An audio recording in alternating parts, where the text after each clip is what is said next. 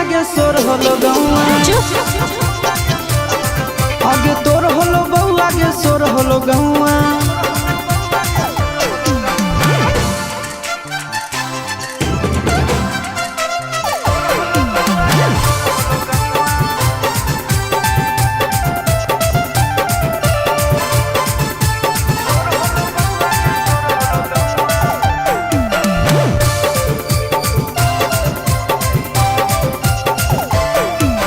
के लागल हो पेट में वीडियो वायरल हो पूरा मार्केट में बोल अरे बेटी ही रे इज्जतदार घर के पापा विदा कैले है शादी करके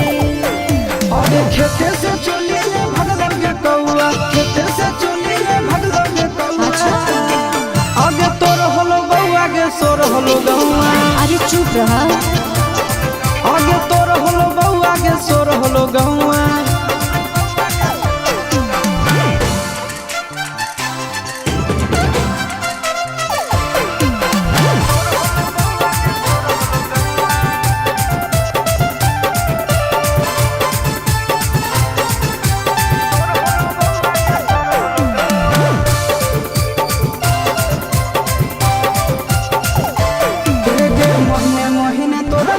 हमरा बोतल को के तोरे भजैया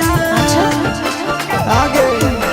हेरिया सिसवा ने करबा नाम बाबा जीवन में निकला ही काम आगे चिंटू चुमल गौगे गाल चमकौआ चिंटू चुमल गौगे गाल चमकौआ आगे तोर हलो बऊ आगे सोर हलो गौआ आगे तोर हलो बऊ आगे सोर हलो गौआ।